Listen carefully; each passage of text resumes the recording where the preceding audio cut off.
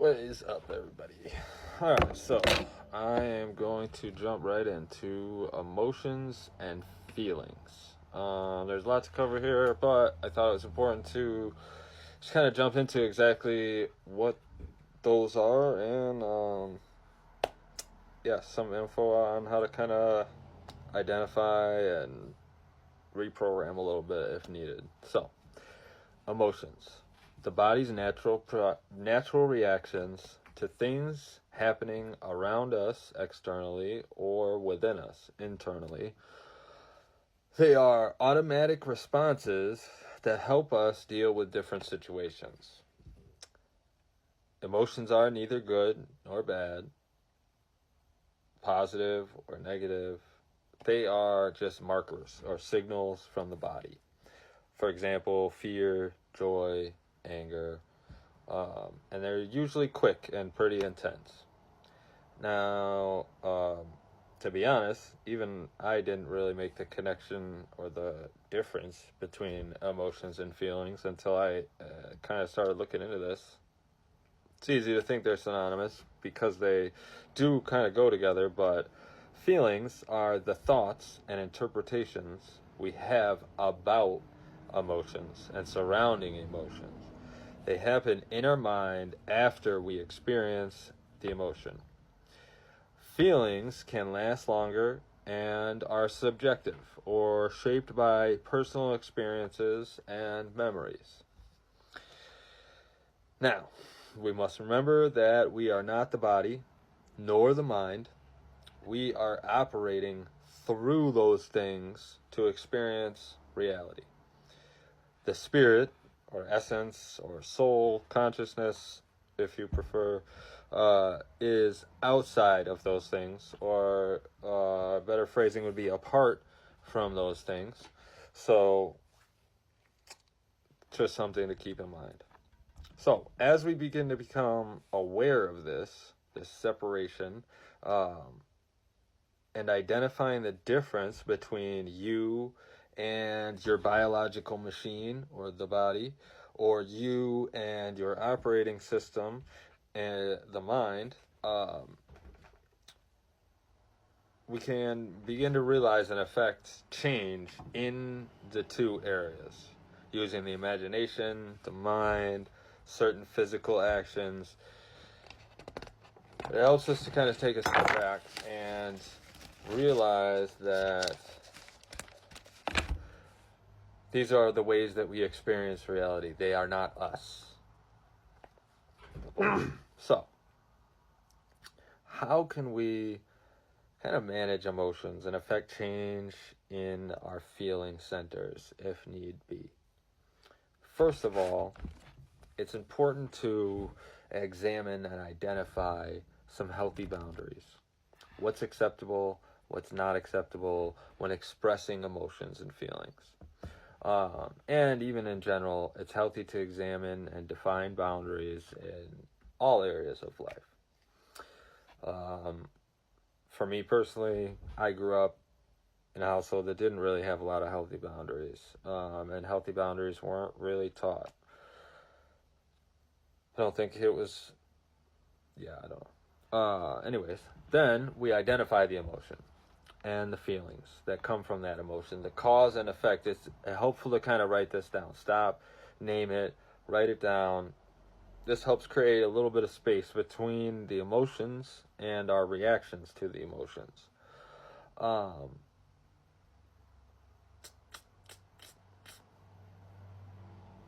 This takes time. It is a practice and training thing. If you're in crisis, a lot of these tools might not be as useful and effective. But the more that we practice these things outside of crisis time, the more they almost become reactionary. So, can we change our perspectives or programming surrounding an emotion? I'll recommend, these are all kind of stairs. Each one builds off the last one. So I would recommend taking some time and just practicing one thing at a time. Not going too fast. And so first, just identify and examine, explore what your healthy boundaries are. Then, after that has become comfortable and you're used to that, you feel like you've defined your boundaries clearly, then we move on to identifying our emotions and our feelings. Um, then, after some time, quite an extended period of time, in fact, this is a pretty ongoing process, um, then we can affect change or begin to change our perspective and our programming. Not saying you can't practice this regardless, but it's a lot easier if you go in steps and just kind of take it slow, take it easy. Um, so, try to further analyze and change the way we interpret the emotion. Ask yourself, what else could be happening here? Is there another way I can think about the situation? And as we begin to do this, take on shifting perspective. Shifting perspective can be a helpful way to reduce the intensity of a feeling. So we think about other points of view, other perspectives, and then we see if we can put ourselves into a different perspective and see things a different way. If we could train ourselves to see challenges as an opportunity to grow as opposed to a threat, then we can begin to kind of de-escalate things a little bit and gain a little bit more control over our outlook and our perspectives. Our outlook and perspectives highly affects our emotions, our beliefs. All these things affect our feelings, not our emotions. Even just a small change in perspective, learning other ways to see things with an open mind, and then applying and integrating it can have a great effect. Next, practice mindfulness. This, again, I recommend something that we integrate in all areas of our lives. But focus on breathing and being in the present moment. Just focus on the breath for a moment. Then begin to sense what your senses are picking up around you. Rub your hands together, whatever. Anything to bring yourself out of the future or the past, anxiety in the future or depression in the past, into the present moment is a great skill. And again, it needs to be practiced and trained. And this is where we practice a non-judgmental observation of where we're at and our emotions. And also remember, emotion, feeling, is neither positive nor negative. Its expression can be. Okay, so mindfulness. This helps gain awareness, balance, and trains us to react to emotions by pausing before acting. It helps us gain the ability to pause and question our feeling without reacting or being ruled by emotions and feelings. I like to call this a non-reactive body scan. Just kind of gauge where I'm at, how I'm feeling physically. Am I stressed? How stressed am I? Am I feeling pain, discomfort, emotional discomfort, any of these things, and just recognize it, identify it, and move on. Just sitting with self.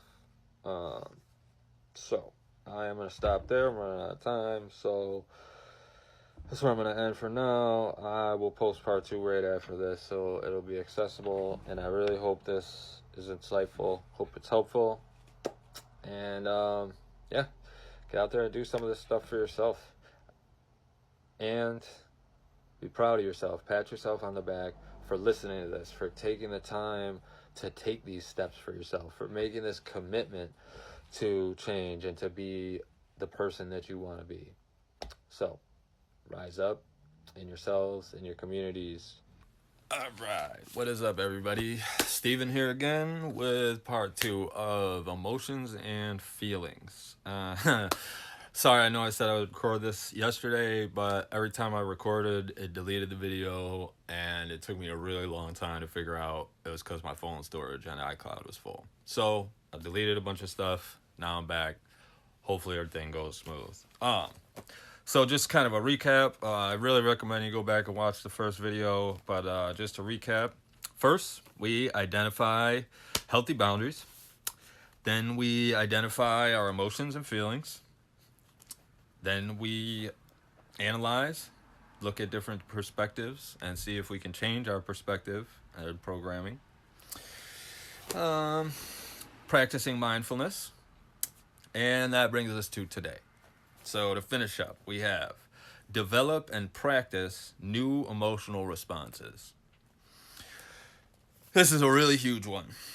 This is when we begin to explore and choose new behaviors and thoughts to replace the old. We can never just delete, we always have to replace. You are a whole spirit, full. The only limits and false programming come with and are put on the body and mind. So we replace with things that are more in line with that spirit whenever we can. In my opinion, this is practicing self-care, self-awareness, taking an honest look at reality and the world around us, and noticing when there's cognitive dissonance or opposing beliefs. And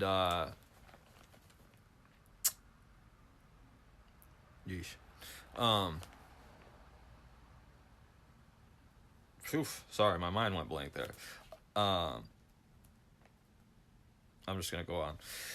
That spirit, that true authentic being, becomes more clear with time, with growth, practice. This is why it's important to take some time each day to sit with self, observing, analyzing, just watching, breathing, being. It's not an easy thing to do. To sit with self and commune, conversate, encourage, nurture. Ask questions of yourself. To sit with self and visualize and imagine. This is using our fundamental mental and imagination tools to connect the mind, body, and spirit. Observation, identification, conversing, communication, nurturing, building love within, and then visualizing and imagining. And this is also a way we can bring higher level emotions in. Sometimes we get stuck in emotions that we feel are negative or bad. And we have to realize that's for a reason. We are feeling these feelings because of something. Either a trigger from past experience or something's not right in our internal or external reality at the moment. These are signals, but that doesn't mean that they always fit and match what's going on. And so it's important to identify them, to feel them, to notice them, recognize them, and then we analyze and see if this fits with the situation. And if it doesn't, is it okay to leave it, or do I need to work on changing it and altering it? Again, like I said yesterday, these are kind of like tools before the storm, not necessarily when we're in a highly dysregulated or highly emotional state, because it's hard to break loose from that and focus on these things. One thing I do recommend for those crisis times, those periods of extreme dysregulation, or when we feel locked or trapped inside the head, write it out. Write out exactly how you're feeling. Don't hold back. If it's really nasty, you might have to burn it afterwards so nobody finds it, but get it out. Write it out. And then talk about it with yourself or with another. Push it back and forth.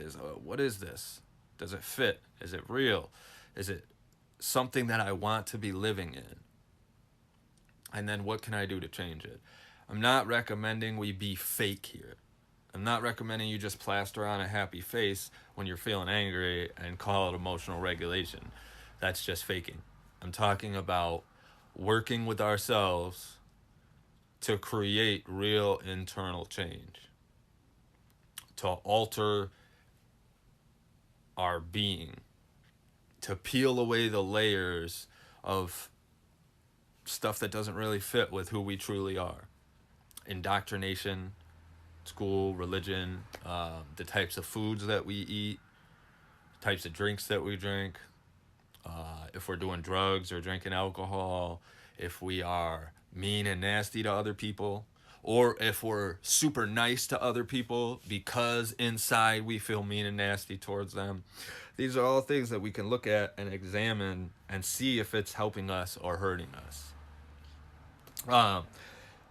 So I recommend starting with just 1 minute a day if need be. Start with a minute, sit with yourself, and build up from there. It's really tough at first. It's very difficult to go from always distracting yourself, always having the TV on, always being on social media, always having conversation with other people, to sitting with yourself, to watching yourself, to conversing and talking with yourself, to encouraging yourself.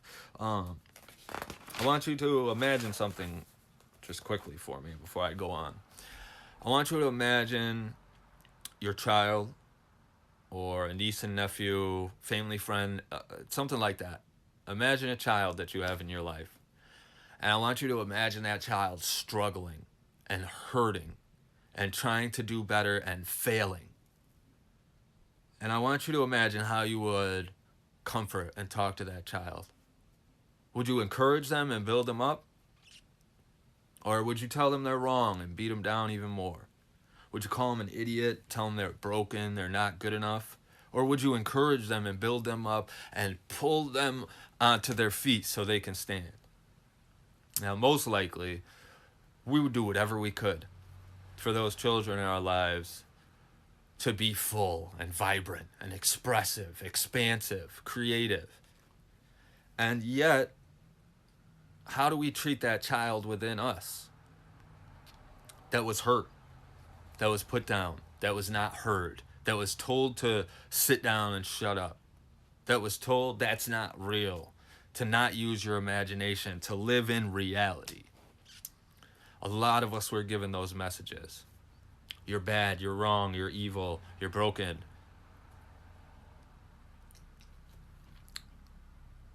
Sometimes we need to go within and not just sit with ourselves, but sit with that child.